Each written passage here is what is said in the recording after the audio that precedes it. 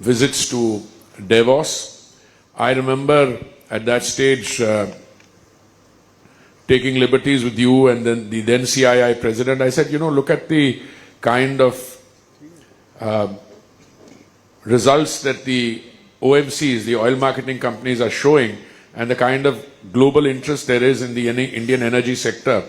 And thanks to you and my own personal margin of persuasion which I used with them, they started then also interacting. And I make that as a matter of policy whenever I'm going on official business. After all, I can only interact meaningfully with the corporate sector in other countries if my own corporate sector is there on the same table.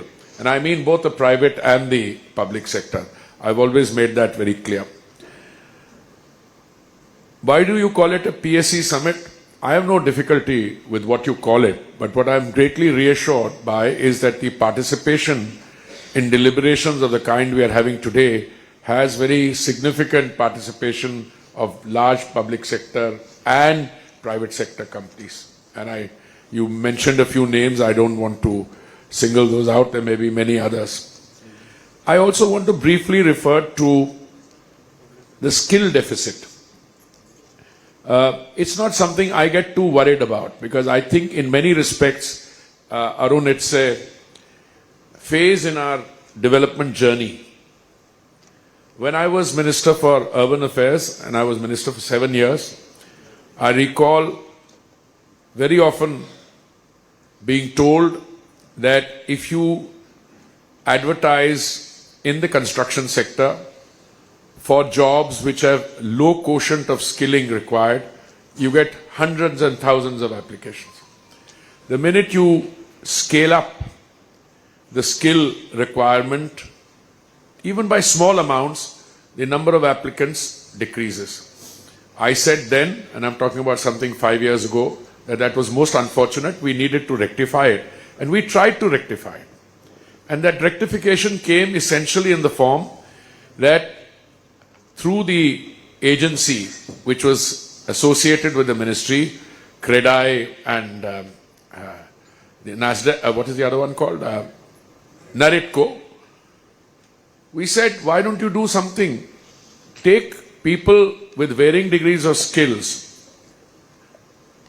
give them 15% of their time in a classroom format, then take them on the job and, progressively increase their skilling. And I was very happy that that scheme took shape. We also introduced a scheme called TULIP. On the one hand, we pride ourselves in saying we produce, around 1 million engineers a year? More than that, yeah? 1.5 million engineers a year. Then you talk to some of those engineers, they turn around and say, placement nahi ho rahi. And then I talk to my urban local bodies, which I had the joy of interacting for seven years, and I found that you're bringing absolute cutting edge technology into play in the work of the urban local bodies, but the skill sets required to implement those technologies, there was a yawning gap. So I said, why don't you do one thing? Bring them on as interns for a year or two, pay them a happy amount by way of a stipend. They can gain that experience, put that in their CV and move on or stay on. Now you referred to the Prime Minister's internship scheme, and I think it's a golden opportunity. On the one hand, we are talking about skill shortages, deficiencies. At the same time, we are getting people in, and people who will come for those internships are people who are eminently skillable in terms of upgradation, if there's such a word. And I think whatever you can do, and you were telling me that you're already thinking of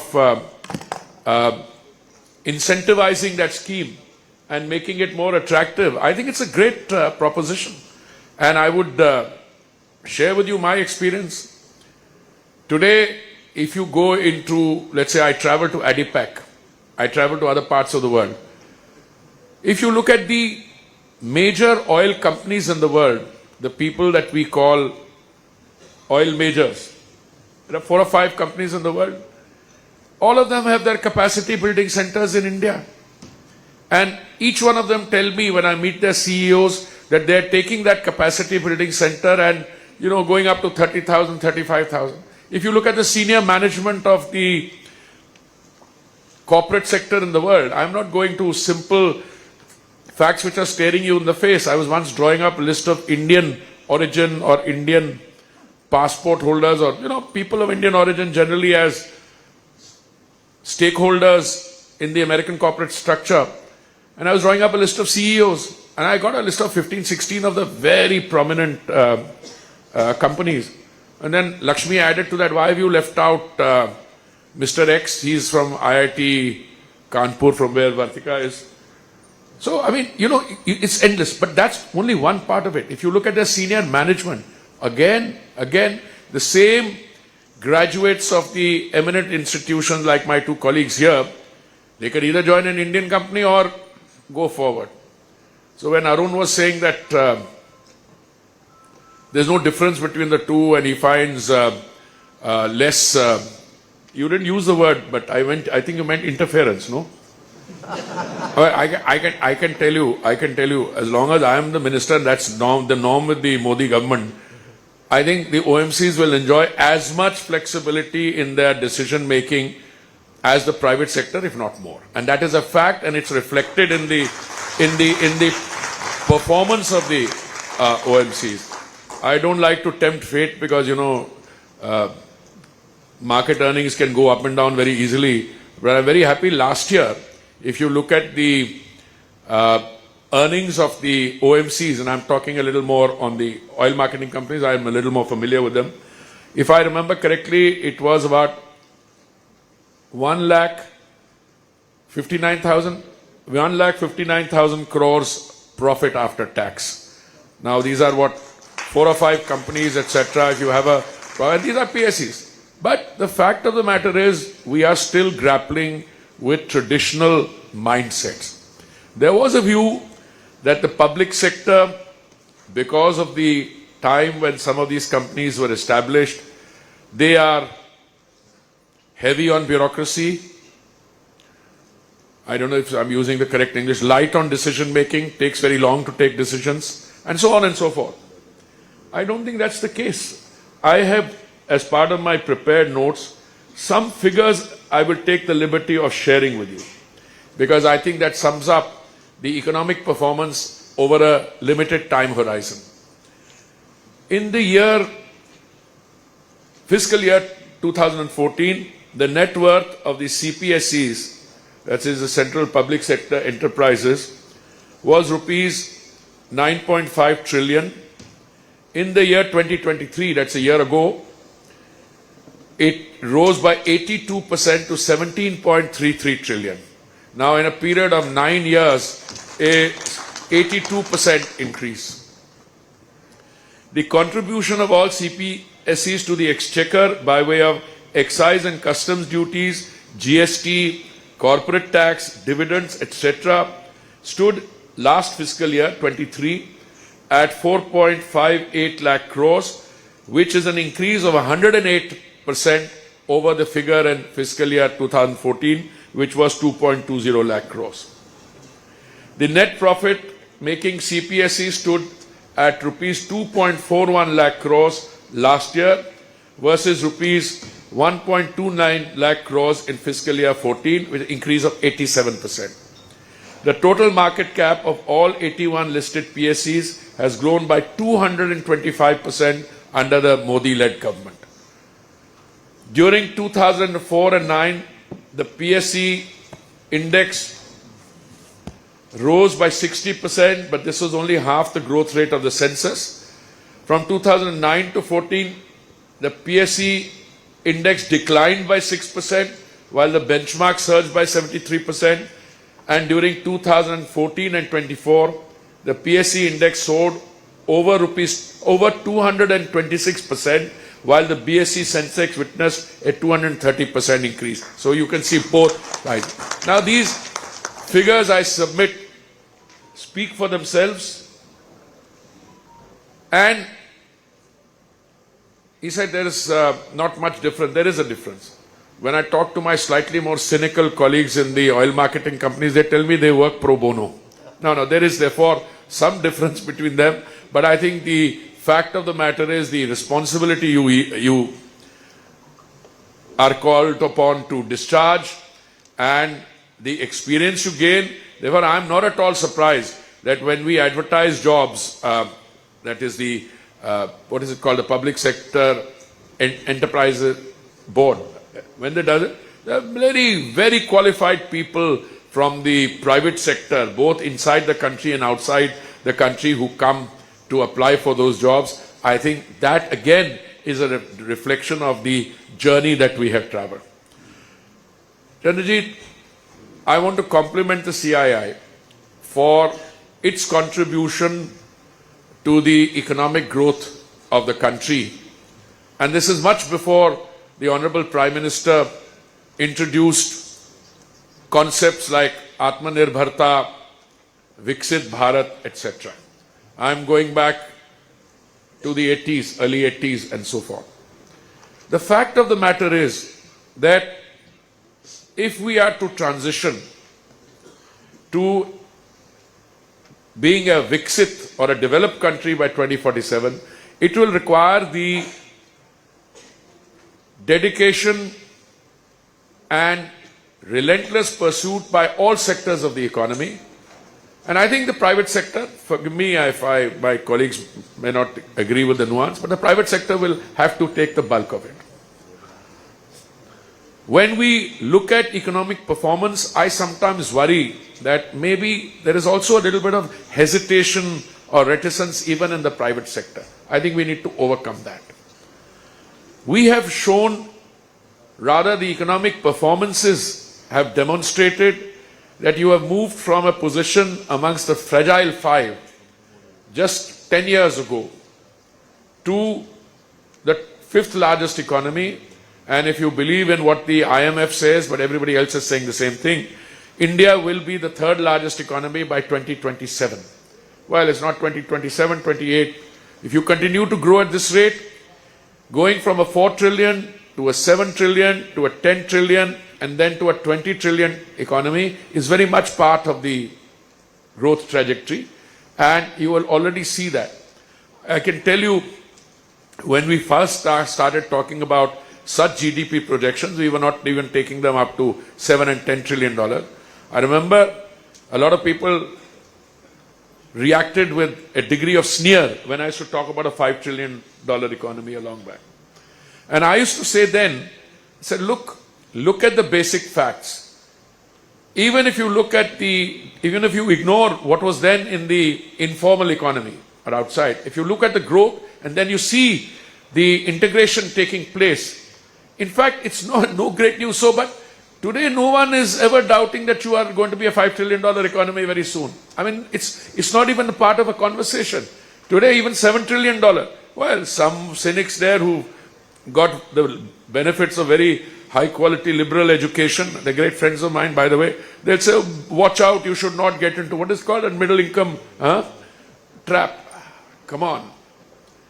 Why are we always looking at, and by the way, a friend of mine who used to be the chief economic advisor, who's now gone on deputation, he's written a book on it. I recommend everybody reads that book.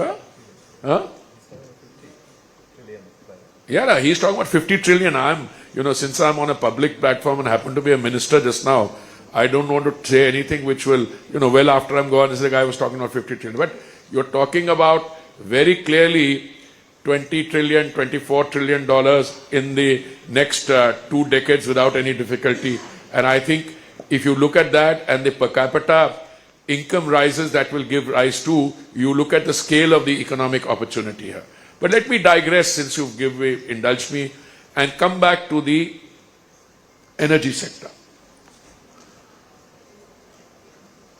I was asked yesterday at an event hosted by one of the premier economic papers, Economic Times, how do I see the future of energy markets? And I struck a very positive optimistic note. Let me share parts of it with you. Much that we want energy transition, and I'm making this point only because of the title of the theme of today's discussion, which is Public Sector Enterprises Summit, inaugural, and not all the, what is it? It's, yeah, what is it here? No, what is it title exactly? Yeah, what is it? Yeah, this sustainability part in that. Viksit Bharat transforming into engines of sustainable growth. Now, clearly, if this proposition means that on the energy front, you need to address three clearly defined components. One, you have to ensure availability. You cannot afford in India what happens in some other countries around India, where energy prices have either gone through the roof or energy is physically not available for people to be able to keep on the lights after 8 p.m. in the evening. That availability is crucial. Equally crucial is affordability. Because there's no point having energy availability if it is outside the scope of access. You need affordability, accessibility is another part of it. And the third one, I think personally equally crucial, is the sustainability or the green transition to move from current levels of consumption in terms of fossil fuels, other energy forward. Now let me start with the sustainability part first. Where were we in 2014? With the best will in the world, with all the policy pronouncements that we made, we could not move on the biofuel blending beyond 1.5% or so. Today, we are in a completely different ball game. The Prime Minister set a target of 10% blending by November 2022. Chandrajit, we were able to achieve that 5 months in advance. Because of that experience, the success in achieving 10%, we took the 20% blending target, which was there till 2030. We brought it 5 years forward, and we will complete it by 2025, which is next year. Last month, we did 16.9% blending. So your biofuel blending suddenly, even at a time when your consumption is shooting up, demand in India, growth is 3 times the global average. If you look at the assessments of the International Energy Agency, they say that in the next 2 decades, 25% of the increase in demand will come from India.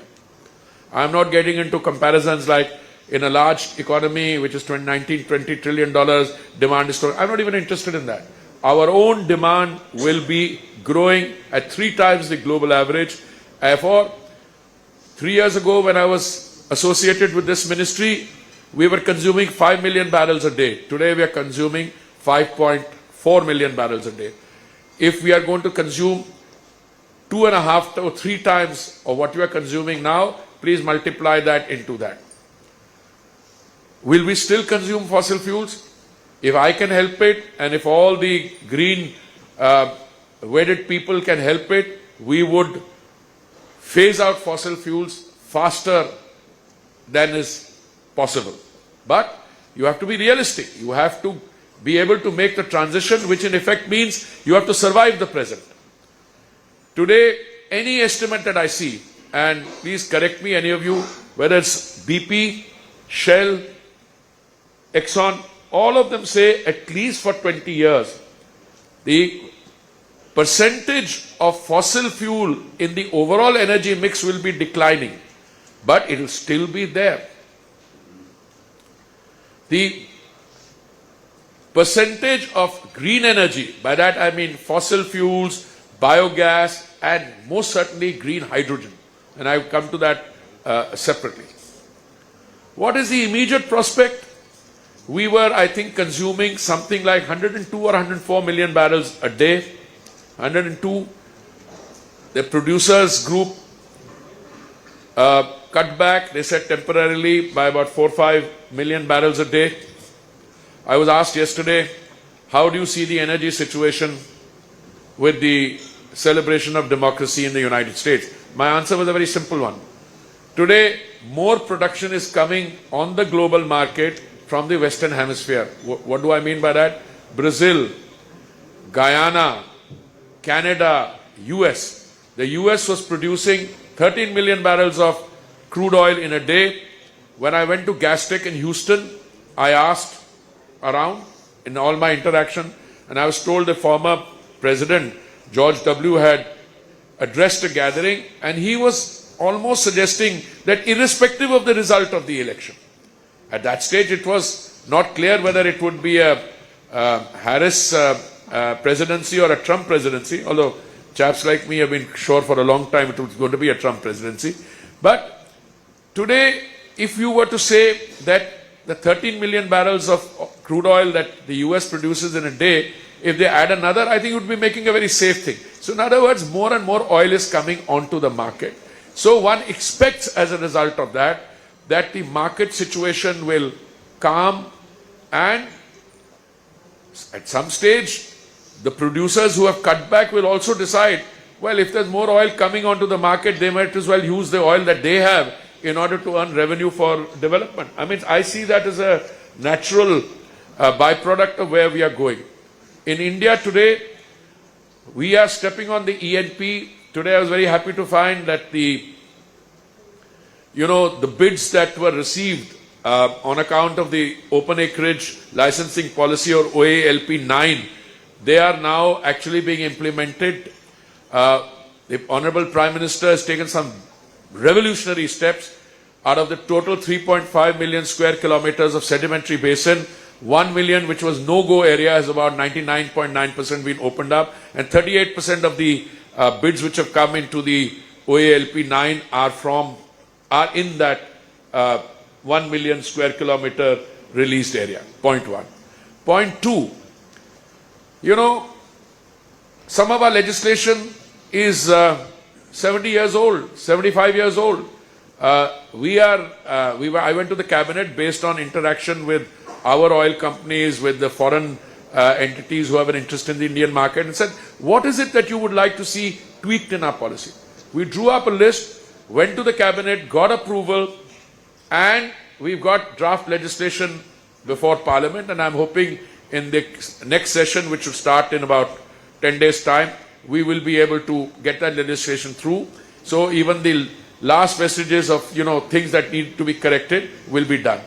The problem is this old legislation goes back to the 1940s. It deals both with mining and other issues, not exclusively with petroleum and natural gas and the kind of energy mix that we are looking at now.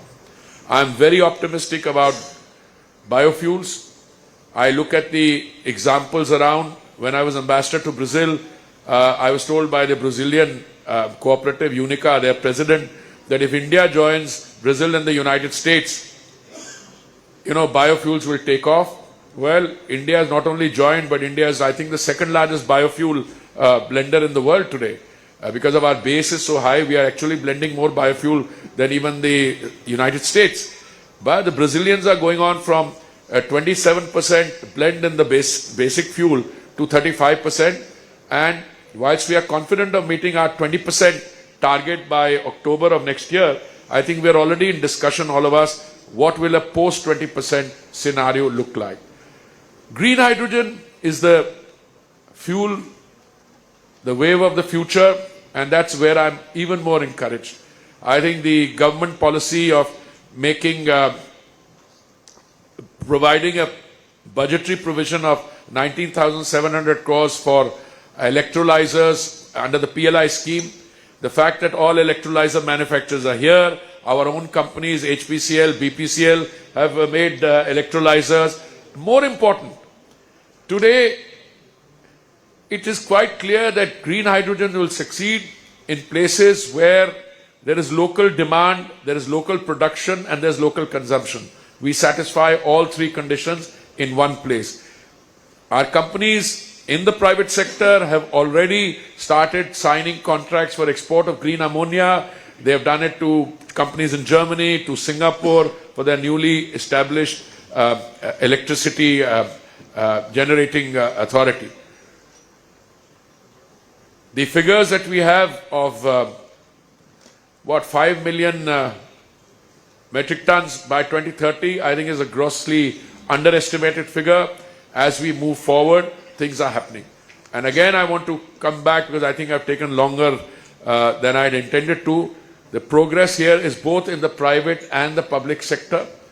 And I think everyone globally is moving, the oil majors are moving to green transition. Total calls itself Total Green. I think even places which are naturally very well endowed in fossil fuels are talking about utilizing artificial intelligence, going in for green hydrogen, etc. I do a monthly brainstorming, the one that we did yesterday. In fact, a major emphasis was on artificial intelligence. So I want to tell you, I want to conclude on this note, that the performance of public sector in many ways is very different from what the public perception of it was earlier. Today, many of them are more efficient than companies in the private sector, but that's not something that I would like to see change. We are constantly innovating. If you look at the amount of artificial intelligence they're using, and by the way, I'm not referring to just to the oil companies. I've had the privilege in the last few years of having served in the Housing and Urban Affairs Ministry 7 years. I was with Civil Aviation 2 years, now here 3 years here. I think overall Indian industry is doing well. I think it needs to shed some inhibition. We need to get more investment in. I'm a little concerned about sometimes people getting easily disheartened and moving to other climates. By all means, Atmanirbharta doesn't mean that we have to have an inward looking. It is to have the confidence in order to deal with the world outside, and make crucial and win-win investments there, so that India, which at one stage, and I'm going back in history to 90 years before the arrival of the British, 190 years of their interaction, we used to contribute in 1700 about 25 to 27% of the global GDP. So if you look at the kind of growth trajectory we have ahead of us, I see all that. Maybe you won't go to that scale, but by any analysis anywhere in the world, if you look at what the global thing is going to be in 2040, India will be one of the top economies. Thank you very much.